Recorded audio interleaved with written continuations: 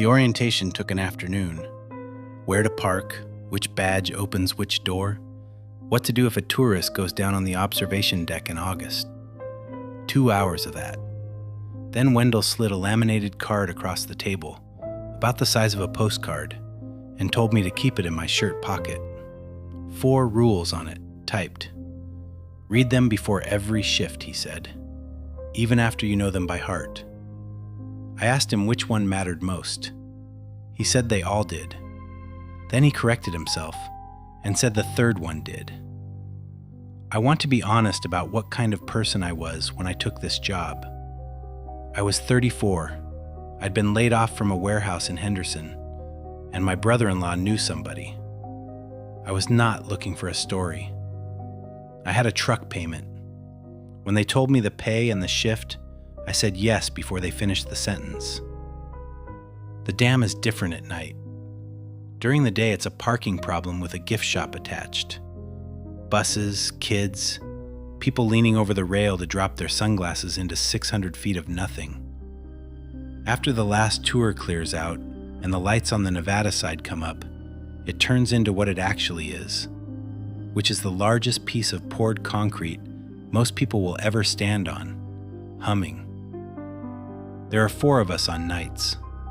2 walk the crest, 1 sits the visitor center, 1 runs the elevators and the lower levels. We rotate. Most shifts, nothing happens. You do your loop, you log it, you drink coffee that's been on the burner since the day crew made it, and you go home when the sun comes over the Arizona rim and turns the whole canyon orange. It's boring, and boring is the entire point of the job. You get used to nothing happening. Here's the card. I've typed it out exactly. 1. The elevator to the lower galleries only stops where you send it. Between 1 and 4 in the morning, if it stops anywhere else, stay in the car and go back up. 2. There are telephones in the drainage galleries, one about every 200 feet. Dispatch does not use them. If one rings, let it ring. 3. At close, count everyone you walk out. If your count is 1 higher than the visitor center's count, log the visitor center's number. 4. If you hear water in the Arizona spillway when the spillway is dry, go inside and stay inside until it stops. I read all 4 in the parking lot on my first night and laughed. Not out loud, but I laughed. Every old workplace has a card like this. Every one. They're written by some safety guy in 1970-something who almost got sued. And then they get laminated and handed down forever, and nobody remembers what any of it was for. That's what I told myself. Old places do that. The rules pile up like paint. You should understand the shape of the inside, because I didn't for the first month, and it makes a difference. People think the dam is a wall. It isn't. It's a building. There are miles of tunnel in it, running through the concrete and out into the canyon rock on both sides, and they're called the drainage galleries. They exist because concrete that big weeps. Water finds its way through, always has, always will. And rather than fight it, the men who built the thing gave the water somewhere to go. So there are these narrow passages, maybe 6 feet wide, sloping down through the dam in tiers, with a gutter cut along one side and a light bulb in a cage every so often. And they've been quietly collecting water for 90 years. They're not on the tour. Some of them the day crew hasn't been in for years. Nights, my job on the elevator rotation was to take the maintenance car down, walk the galleries on the schedule, check that the gutters were running clear, and come back up. 40 minutes. That's it. Water in, water out. The galleries smell like a swimming pool basement. Wet limestone, cold metal, and under that a faint mineral smell like a penny on your tongue. The lights buzz. Your footsteps come back at you from about 200 feet ahead, because the tunnel is straight and hard, and there's nothing down there to soak up a sound. I liked it down there. For the first 8 shifts, I liked it more than up top. It was the quietest place I'd ever been. On my 9th shift, the elevator stopped at a floor I hadn't pressed. I was on my way down. I'd pressed the lowest of the 3 buttons, the one for the bottom gallery tier, and I was standing there with my thermos, doing nothing, and the car slowed and stopped, and the doors opened. There was a gallery on the other side, straight, wet, lit, exactly like all the others. Empty. I stood there for probably 10 seconds with my hand on the thermos. Then the doors closed on their own, and the car kept going down. There had to be a simple explanation, and there was. Old buildings do that. That elevator was installed before my father was born. The buttons are the size of quarters, and they've been pressed 10 million times. A contact sticks. A relay chatters. The car stops where it feels like stopping. I'd worked in a warehouse with a freight elevator that opened its doors on an empty shaft twice a week. Nobody wrote a rule about it. They just told the new guy. I finished my loop, came back up, logged the walk, and drove home. It was 2 shifts later that I thought about the indicator. Because the elevator has an old floor indicator over the door, a brass half circle with a needle, and when I got in that night, I looked at it the way you look at something you've never actually looked at. There are 3 stops on that car. 3 buttons, 3 marks on the dial. I'd been standing there with the doors open on that empty gallery, and I'd been staring at that dial the whole 10 seconds, the way you stare at nothing. And the needle had been past the 3rd mark. Not on it, past it, out at the end of the brass where there was no number at all. I didn't think anything supernatural was happening.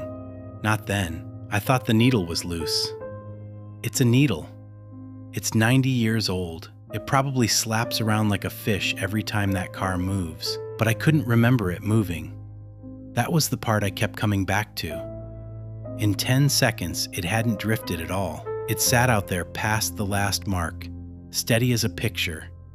And then the doors closed, and it swung back and settled on 3, where I was going. I put my hand in my shirt pocket that night without deciding to.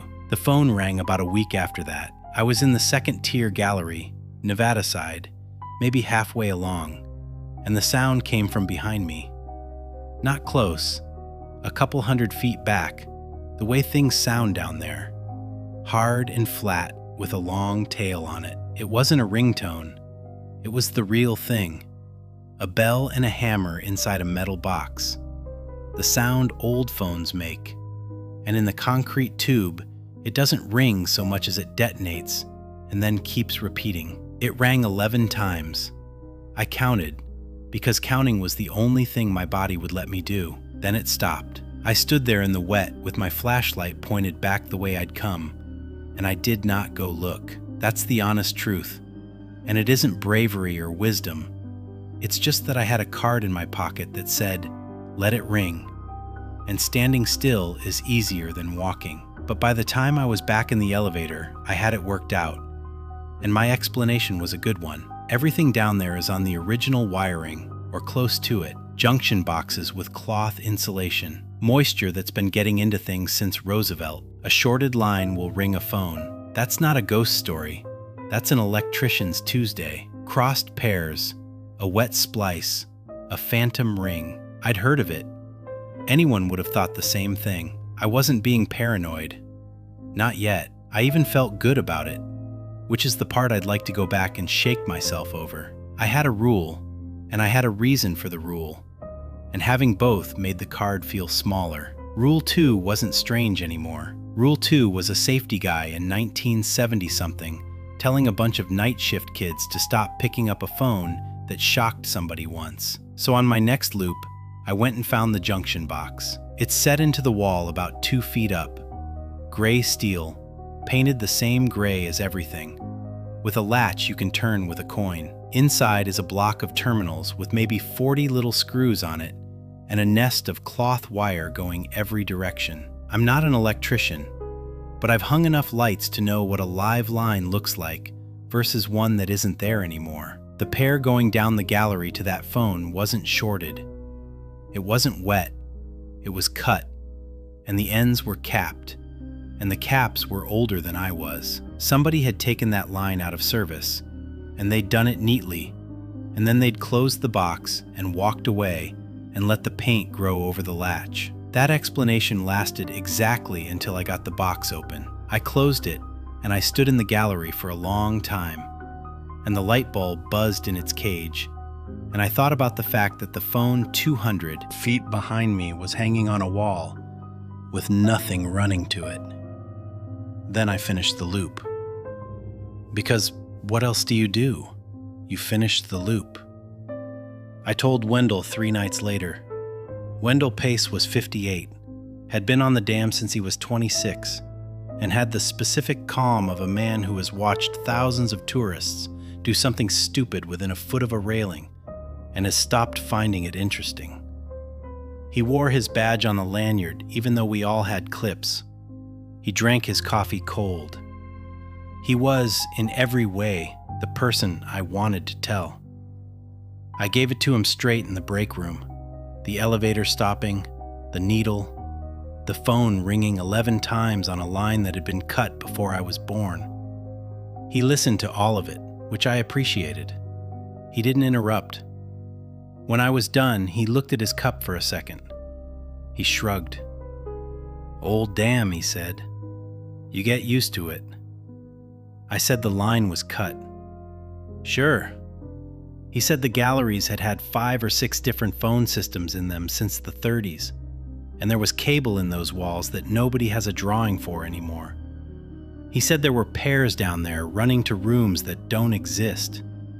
He said he'd heard the phones ring on and off for 30 years, and the last time somebody sent an electrician down, the electrician spent 2 days and wrote a report that said, and Wendell said he was quoting, "cannot determine." And then he said, "Let me know if it keeps happening."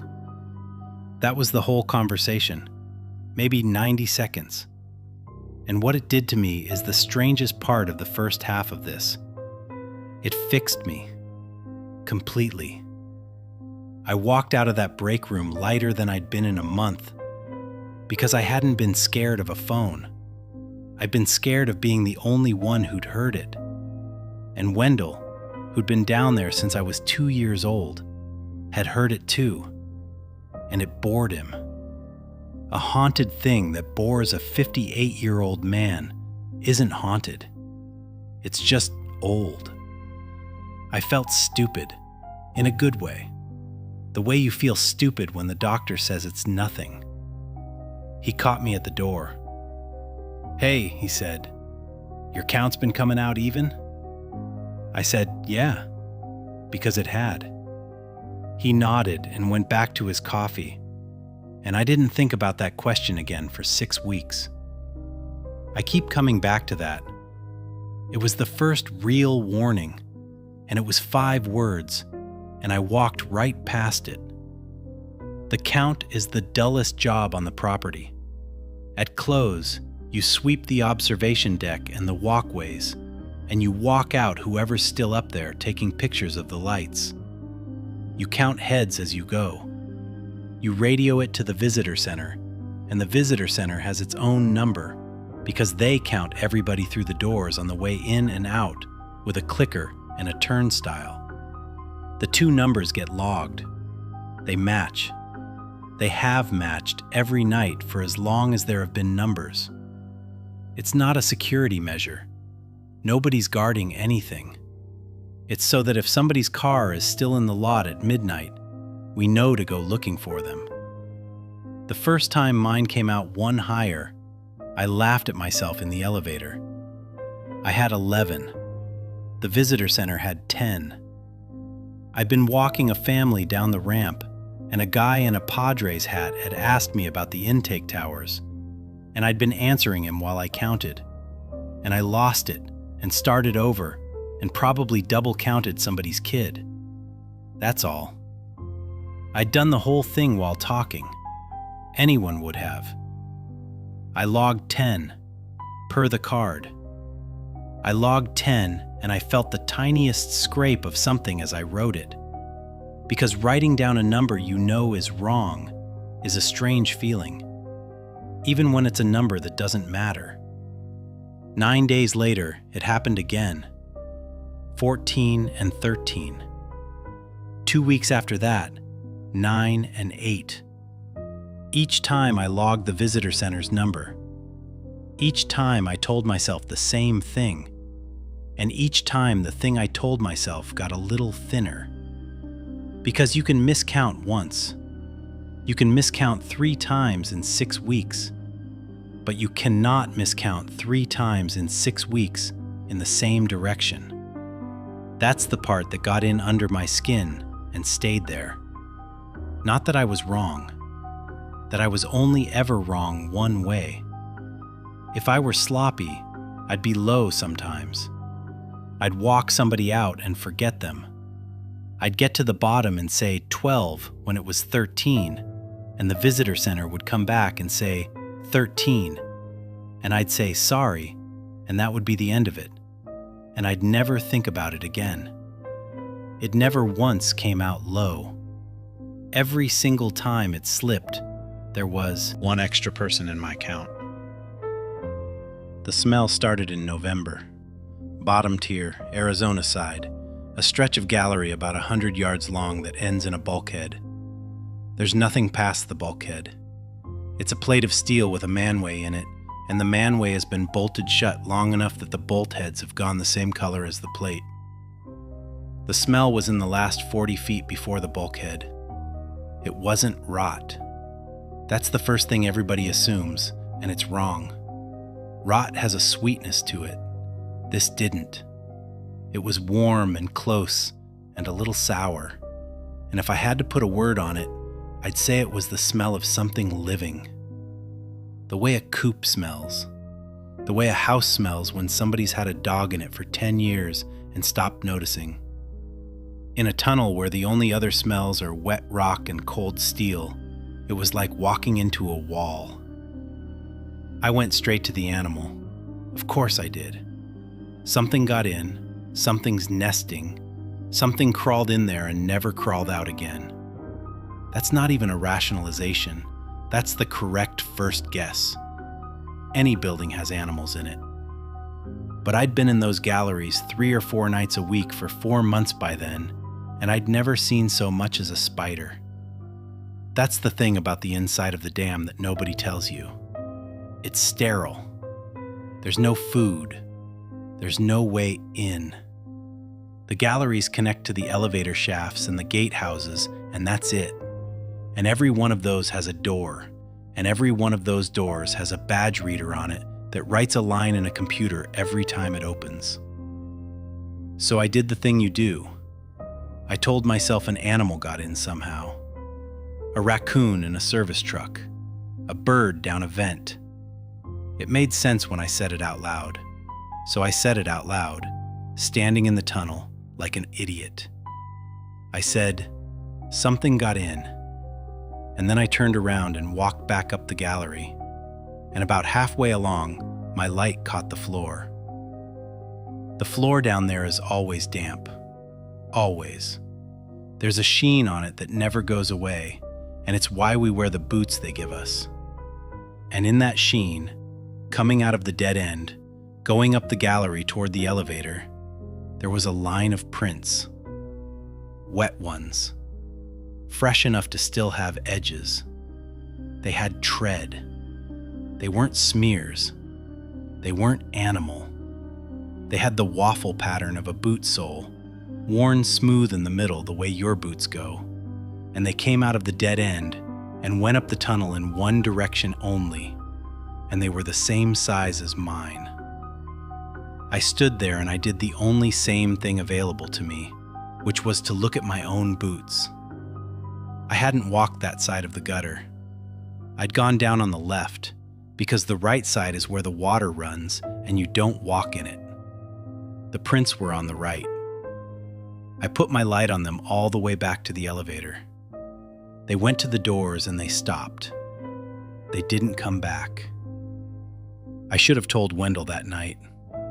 The reason I didn't is the part of this that people don't believe, and it's the truest thing in the whole story. I didn't tell him because I'd already told him once, and he'd shrugged, and I was not going to be the guy who came back a second time with something worse. That's it. That's the whole reason. A man had said, "Old damn, you get used to it," to me in a break room, and I would rather have walked back down into that tunnel every night for a year than have him say it again. Instead, I did what I actually did, which was take out the card. I sat in my truck in the lot with the dome light on, and I read all 4 rules again for the first time since my first night. And this time, I read them as a set instead of as a joke. And they were not a set. Rules 1, 2, and 4 tell you to do nothing. Stay in the car. Let it ring. Stay inside until it stops. Every one of them is the same instruction. Don't engage, don't look, wait it out. Rule 3 doesn't do that. Rule 3 is the only one that asks you to write something down. And that's when I noticed the card itself. I'd had it in a shirt pocket for 4 months. It had been through the wash twice. The laminate was going white at the corners, and along the bottom edge it had started to lift, the way laminate does, a little curl you can get a fingernail under. Under it, there was another card. I've had a long time to think about what I saw and what I decided I saw. This is what I saw. The card in my pocket wasn't a card in a laminate pouch. It was a stack. There were at least 4 pieces of paper in there, laminated, one on top of the other, each new one sealed over the last, so that from the front you only ever saw the top sheet. That's normal. That's completely normal. A rule changes, somebody types a new sheet, and rather than make 300 new cards, they run the old ones through the machine again with the new sheet on top. Cheaper, faster. Every workplace I've ever been in would do exactly that. I sat in that parking lot for 20 minutes with my thumbnail under the laminate, and then I peeled it. The sheet underneath had 4 rules on it. Same 4 rules, same typewriter. Rules 1, 2, and 4 were word for word. Rule 3 read, "At close, count everyone you walk out. If your count is 1 lower than the visitor center's count, log the visitor center's number." Lower. I sat there in my truck with the dome light on and the 2 sheets in my lap, and I read it 8 or 9 times, and the temperature in my hands went somewhere else. Because for 4 months, I had been walking around with a rule in my pocket that I thought was about miscounting. And it isn't. It never was. That rule has one job, and it's always had one job, which is to make sure the number that goes in the book is the visitor center's number and not mine. And at some point, somebody had to retype it. Somebody sat at a typewriter and changed 1 word. They didn't change it because people started counting differently. They changed it because the direction changed. For however long that old card was the card, the guy in my job was walking people out and coming up 1 short. 1 person went in and didn't come out, and the rule said, write down the number that says everybody's fine. And then, at some point, that stopped, and they typed a new sheet. And now the guy in my job walks people out and comes up 1 over. I looked out the windshield at the dam, all lit up. 600 feet of concrete with 300 miles of water behind it, and I understood that every single one of those strange details from the last 4 months had just changed what it was. The elevator stopping at a level that isn't on the panel, on the way down, with the doors open on an empty gallery. The phone on the cut line, the prints coming out of the dead end and going to the elevator and not coming back. None of it was random. That's the part that scared me. Whatever this is, it isn't lost down there. It's leaving. I want to say I did something smart with that. I didn't. I went to work the next night because it was a Tuesday and I had a truck payment. But I stopped walking the right side of the gutter and I started counting the tourists twice. And on the 11th of December, on the bottom tier, Arizona side, I heard it breathing. It came in under the drain hum. That's how these things happen, by the way. It's never a scream in the dark.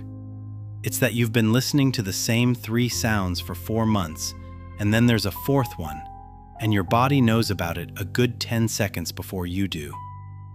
The drain hum is water moving in the intake, and it's low, and it's constant. This was in the same register, slower.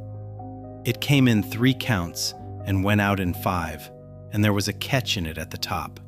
A small, wet click, the sound a person makes breathing through a mouth that's been open a while. I stopped. I put my hand on the wall, which I don't know why I did, and the concrete was cold and slick. And the very first thing my brain did, God help me, was reach for the water. It's the intake. It's water in a pipe. Water does that. Water gulps. Water in an old pipe will make a sound like anything you want it to make. That's what I thought. Standing there with my hand on the wall and my light pointed down the tunnel at nothing. And then I remembered the notice on the board in the break room. The intake on the Arizona side had been down for maintenance since the 8th. There was no water in it. There hadn't been for 4 days. The breathing didn't stop when I stopped. That's the detail I'd take back if I could take one back. It kept going, in 3, out 5, wet click at the top, and it was not in front of me, and it was not behind me. It was in the wall. I walked. I didn't run, and I'm not proud of it. It wasn't discipline. It was that my legs had a speed, and it wasn't up to me. 200 feet. 400. The light bulbs went by in their cages, and somewhere around 600 feet the sound came again. Closer. I got to the elevator, and I got in and I hit the button and I turned around. And the light from the car went out into the gallery maybe 40 feet, which is as far as it goes. And at the very edge of it, at the place where the light stops being light, something moved out of the way.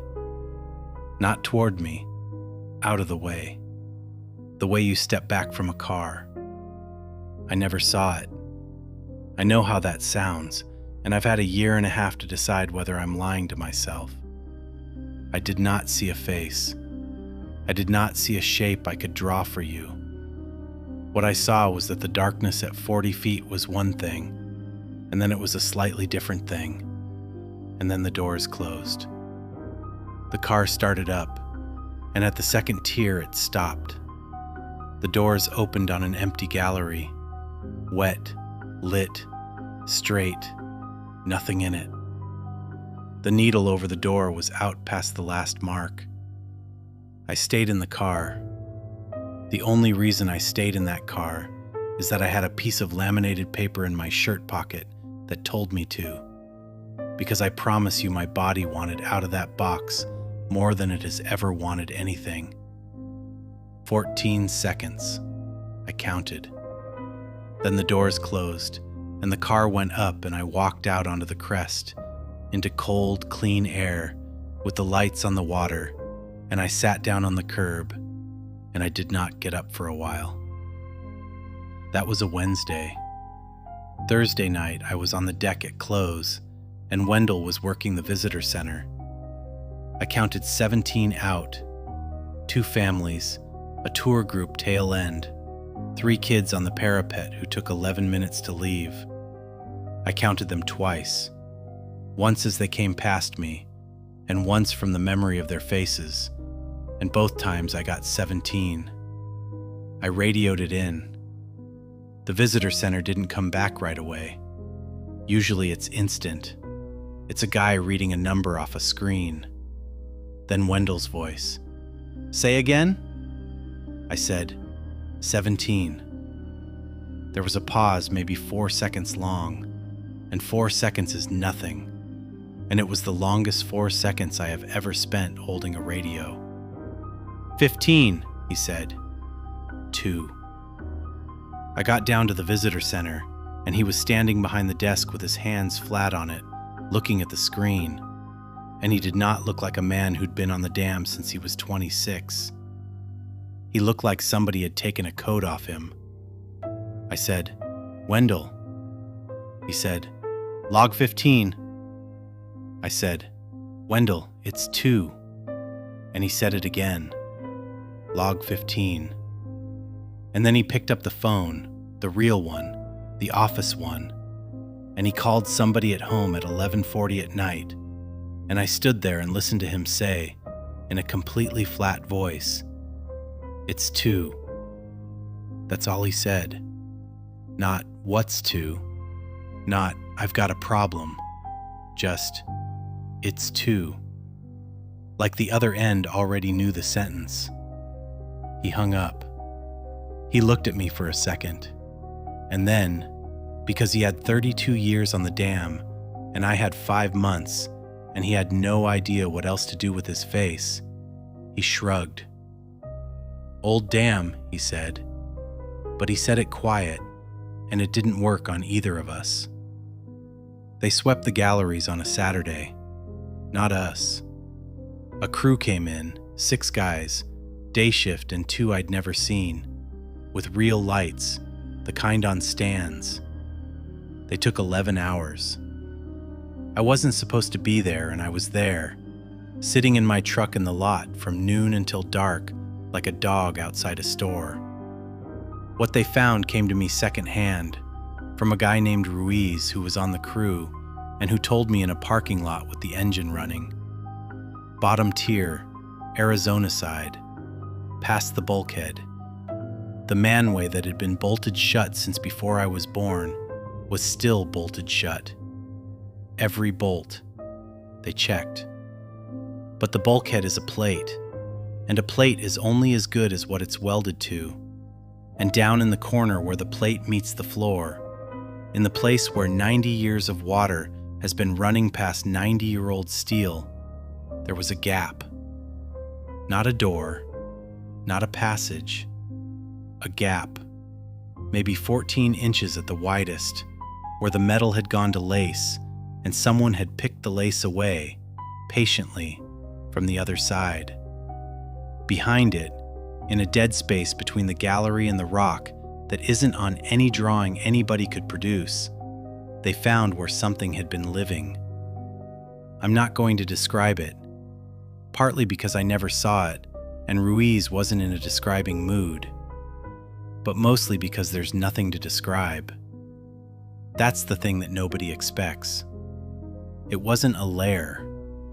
There was no altar, no writing on the wall, nothing arranged. There was a hollow in the rock about the size of a bedroom, and it was worn smooth, and there was a smell, and there were things down there that had come from up here. A visitor center cup, a hard hat from a manufacturer that stopped existing in 1961, a child's shoe, and 40 or 50 feet of cloth-insulated telephone wire, coiled, neat, the ends stripped. And they found nobody. That's the part everybody skips past. They swept 11 hours with 6 men and real light, and they did not find anyone. Not a person, not an animal, not anything that had been either. They found a room that had been used and wasn't being used right then.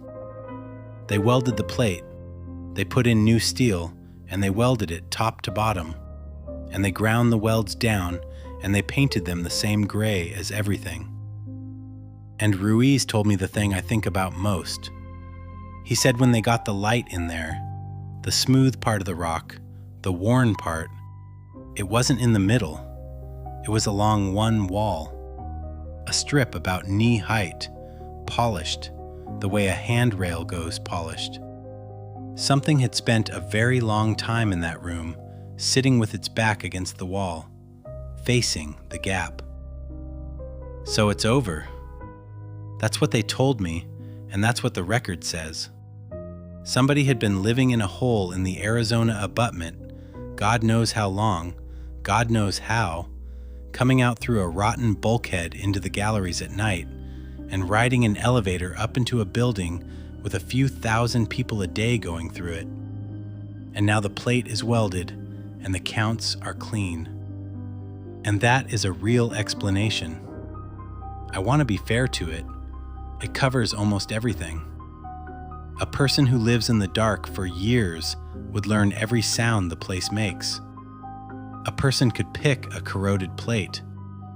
A person could walk out with a tour group in a hat they took out of a lost and found, and be the one extra head I counted, and be gone before the turnstile ever saw them. A person with 50 feet of stolen telephone wire and a lot of time on their hands could make a bell ring at the other end of a gallery on a line that was cut in 1970. That's what I tell people, that there was a man in the wall, and now there isn't. It's not what I believe, because a person explains all of it except the arithmetic. And the arithmetic is the only part of this that's written down. The counts have been coming out even ever since. I know, because I stayed. 14 more months, right through to this spring, and every night the number I called was the number Wendell had. And every night I wrote it in the book and went home and slept fine.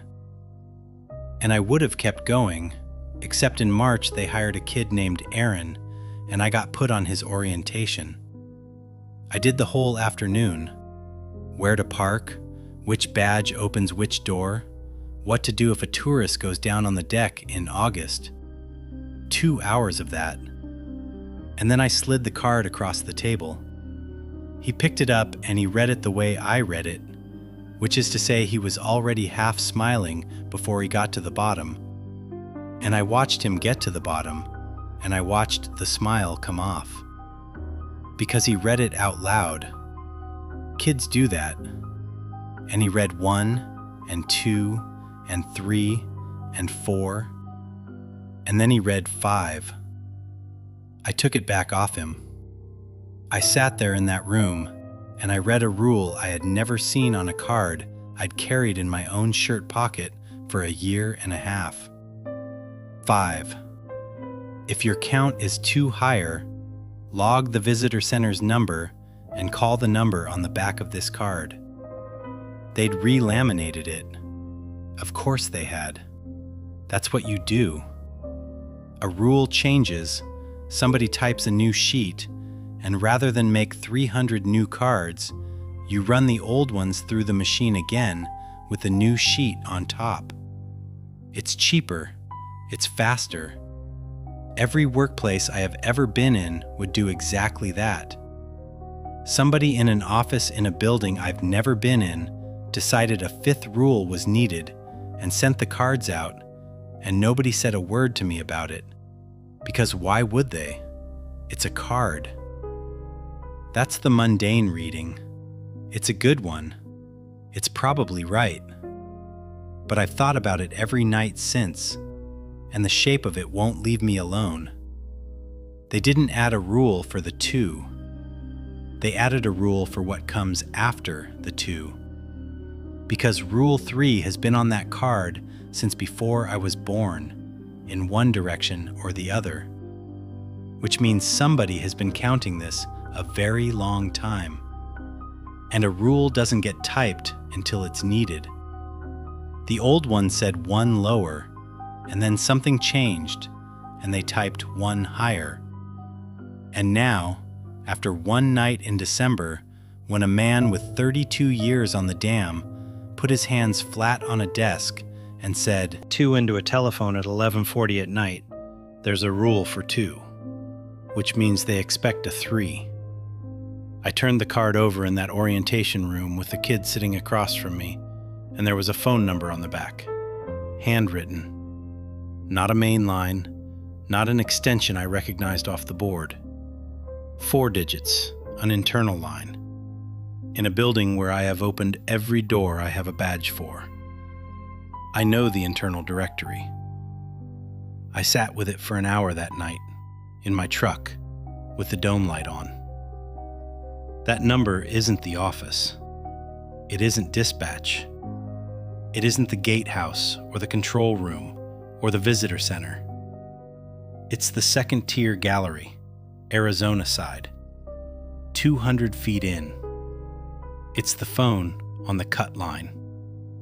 The one rule 2 says to let ring.